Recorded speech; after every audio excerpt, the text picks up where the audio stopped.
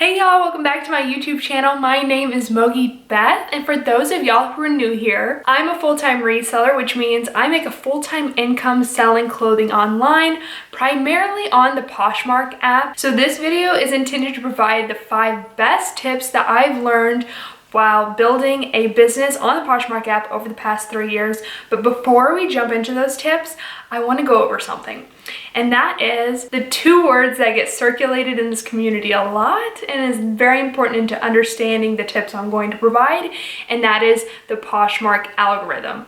Y'all, I cringe a little bit inside when I hear these words being used, but I totally understand why it is that people are so interested in it, because when you start making sales within your Poshmark closet regularly, you really want to gain some kind of competitive advantage so that your items are selling faster, are resulting higher in search, and are selling for a greater amount of money. But I think a lot of misinformation has been spread under the speculation of what this algorithm entails. So we're gonna dive into it a little bit. So on all reseller platforms, today we're talking primarily about Poshmark, but there are others like eBay, Tradesy, Mercari, and several others. Vast majority of sales are generated through search, which means when people are shopping on these apps, they're going on the search bar and searching for either a brand, a type of item, a style, or something, and they're generating results and shopping from there. That's the vast majority of most shopping experiences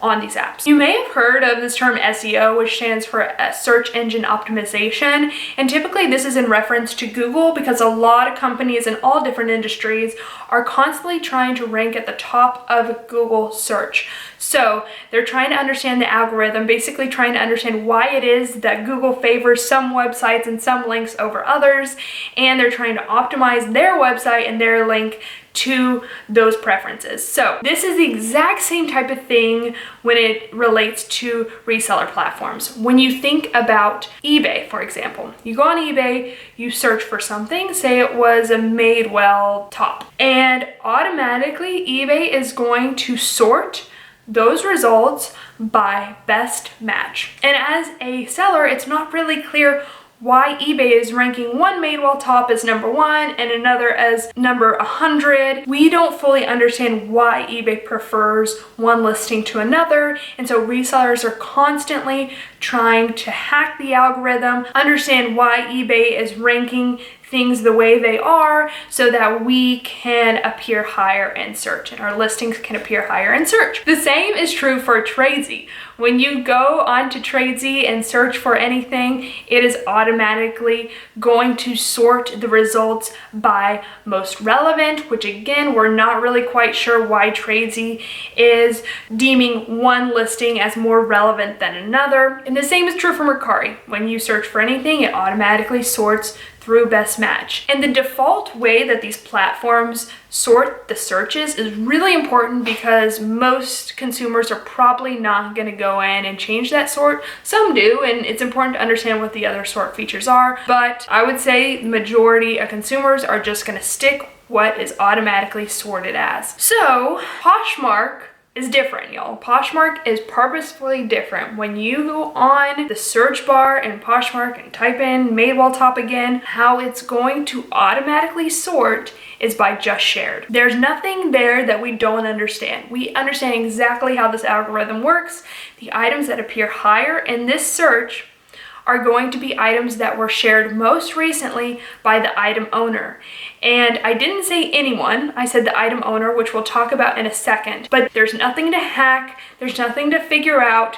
We as sellers understand how sort works, and Poshmark does this on purpose because they want to democratize the process of selling on Poshmark by allowing anyone to rank high when something is searched. Poshmark has chosen not to play favorites with certain sellers, certain bigger sellers or more experienced sellers. It's chosen not to create paid promoted listings, which is, I like to think, as pay to play. It is trying to be super, super fair for all sellers. But the main thing that you need to understand in this is that when people then refer to the algorithm, and in terms of hacking the algorithm, what they're maybe unknowingly referring to is the feed. not search. So the feed on Poshmark is what is opened whenever you open the app or whenever you open your desktop and type in the website. It automatically goes to the feed. We don't really know why Poshmark is putting certain things in the feed. We don't know why they're showing certain shared listings, certain people at the top of the feed. It's not completely clear why they are tailoring this in the way that they are. So that is an algorithm that we can hack, that we can try to understand.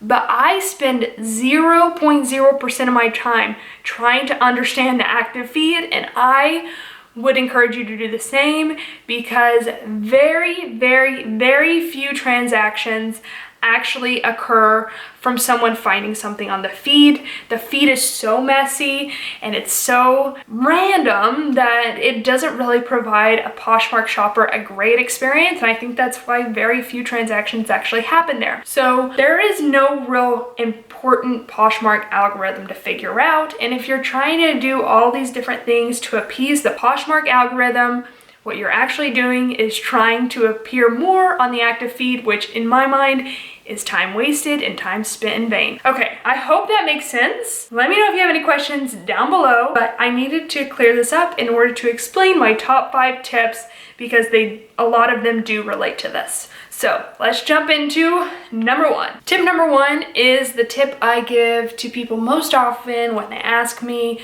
what advice I can give them to have regular sales, and that is to list every dang day. A lot of people say to do this because of the algorithm, which frankly, obviously, I could give zero bleeps about. So that's not why I'm recommending that. I recommend to list every day because of the simple principle of list more, sell more. That is really the secret sauce of creating a successful Poshmark business. The more listings you have available within your Poshmark closet, the more opportunities you are creating for yourself to generate a sale. So within the tenure of my reselling career and a lot of other people's that I've heard from, in order to list more, it's way more effective to list daily, just because it's very consistent, it's a routine that you can build into your day, and it's something that over time just becomes something that you expect of yourself and will eventually move the needle slowly.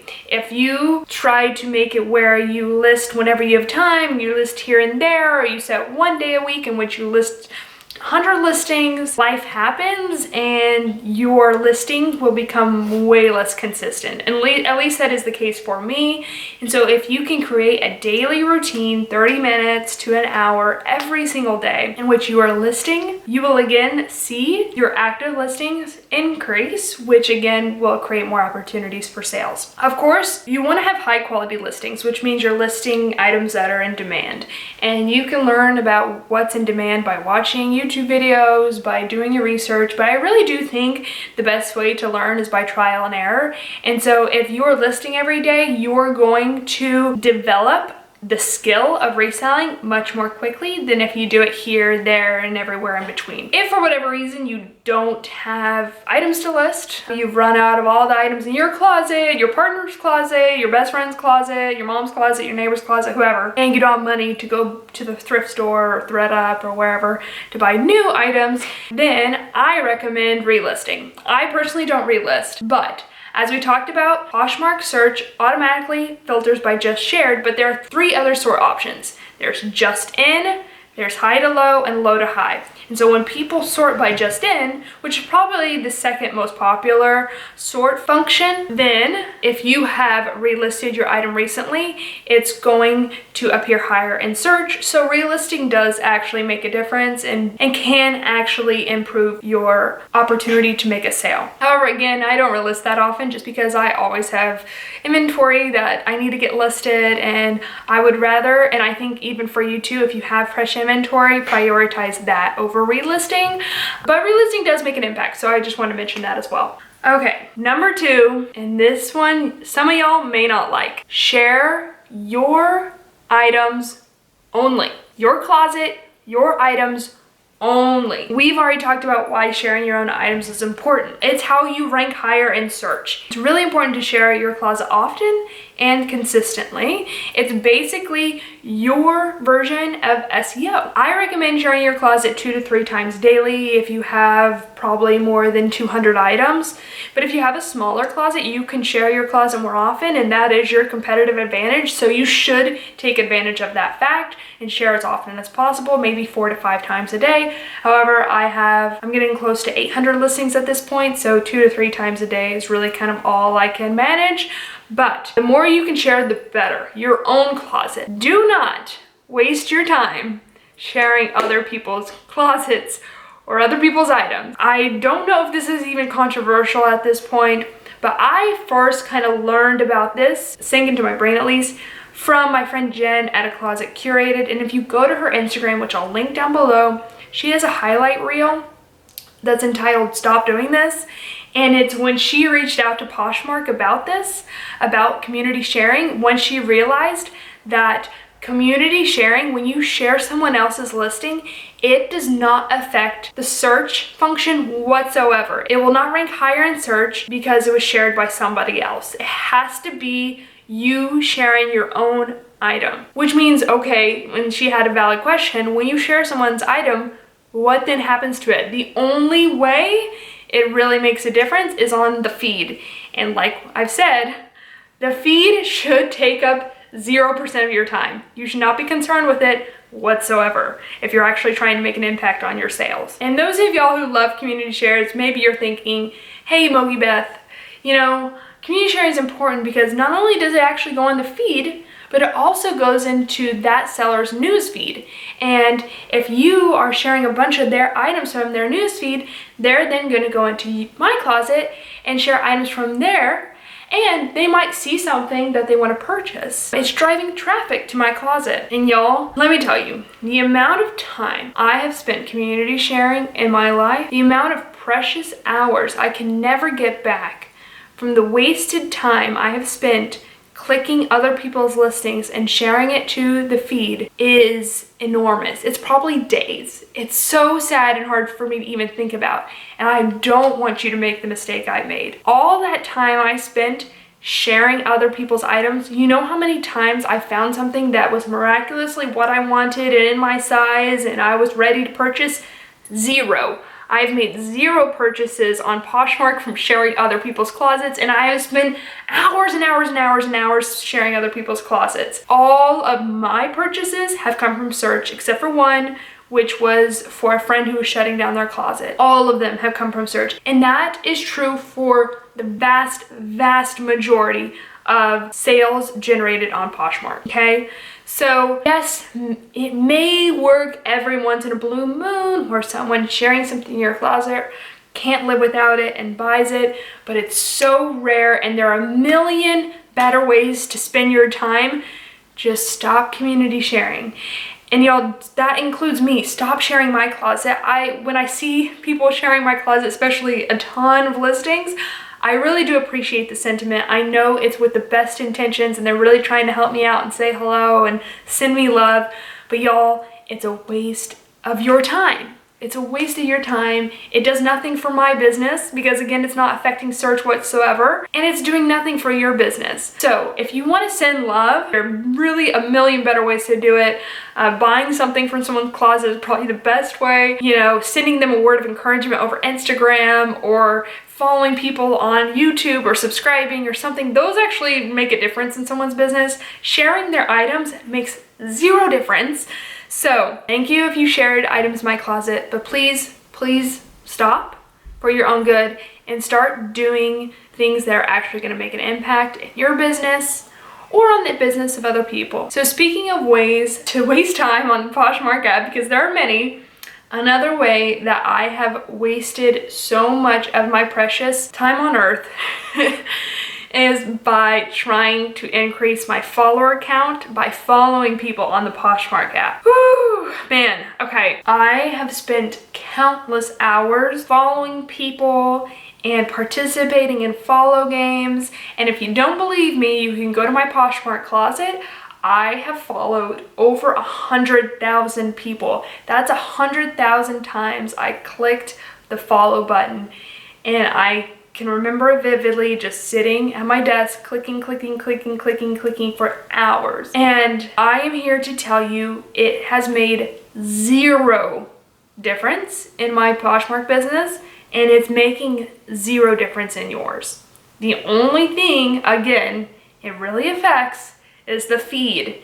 And again, the feed does not matter. What matters is how many active listings you have and how often you're sharing those listings so you can appear higher in search. The feed does not matter. Cannot say this enough. You can argue to me all day long that a follower count on Instagram makes an impact on sales. I'll agree with you partially, and the same goes for YouTube. You can argue that subscriber count on YouTube makes an impact on your sales, and I would say, yeah, in some ways it does. But I would argue with you tooth and nail to my dying day that the following count on Poshmark makes zero difference. No difference whatsoever on your success on Poshmark. And it's because no one buys anything from the feed. Stop sharing, community sharing. Stop trying to increase your follower count. Stop trying to spend your precious time getting your listings more on the feed where no one's shopping anyway. There are so many better ways to spend your time, and my tip number 4 is actually a really great way to spend your time on the app that will actually make an impact on your sales, and that is sending offers to likers. So sending offers to likers is the best feature, in my opinion, that Poshmark has rolled out while I've been on the app, and it allows you to send an offer to someone who likes your listing, and you have to include either a shipping discount or free shipping on that offer. It has presets for 10% off, 20% off, and 30% off. You can enter in your own price that you want to send them. However, I'm going to note that I use the 10, 20, 30% off because you can send multiple offers to a single liker, but the next offer that you send to that person has to be a further 10% discount. So it's easier to just track 10, 20, 30 than it is if you manually put in a number. Does that make sense? Let me know if that doesn't make sense down in the comments down below. So I used to follow a strategy where I would set one day aside each week to send offers to likers. And when I switched over to this strategy that I'm about to share with you, I had a massive improvement in my sales, and I've tried to stick with it ever since. And that is to send offers to likers as soon as the likes come in. So the reason that you want to do it as quickly as possible after someone likes your item is because that item is top of mind for that customer, and the customer is actually active on the app. A lot of people, come on and off the app, don't get email notifications or don't check their email notifications from Poshmark. So if they're active on the app and you have the opportunity to send them an offer at that time, you're going to be at a competitive advantage. So if you're sharing your closet 2 to 3 times a day, a lot of your likes are probably going to result after you share your item, because again, they're going to be ranked at the top of search at that time. So after you share your entire closet, make it a practice to then go through all the likes from that share and send offers to likers immediately. And I like to send 10% off offers initially with free shipping if I can, or 20% off offers with discounted shipping.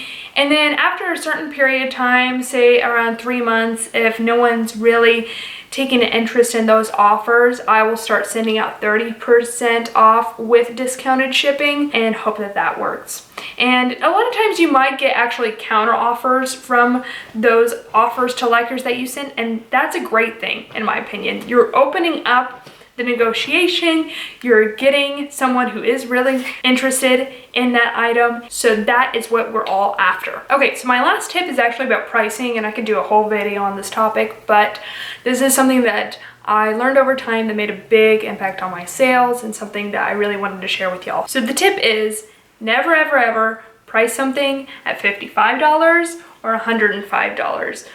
Why? Because of the price filters on Poshmark. If you go over when you're searching, because again, most people buy things through search.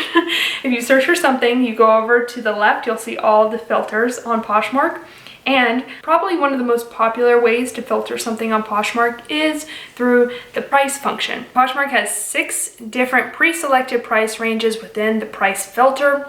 The first is under 25, then you've got 25 to 50, then 50 to 100, then 100 to 250, then 250 to 500, and then over 500. And the reason you never ever want to price anything at 55 or 105 is because if you price something at 50 or you price something at 100 or 250, it's going to appear in both filters. Those are the golden numbers that you want to try to price something at if you're kind of in that range. So to clarify, if I have a Free People sweater and I price it at $55 and someone goes in searching for Free People sweaters and they use the price filter 25 to 50, I then am not going to appear in that search and lose out on a ton of potential customers' eyeballs on my listing. However, if I'm willing to list it just $5 lower, $4 less than I would potentially make if someone bought it for full asking price,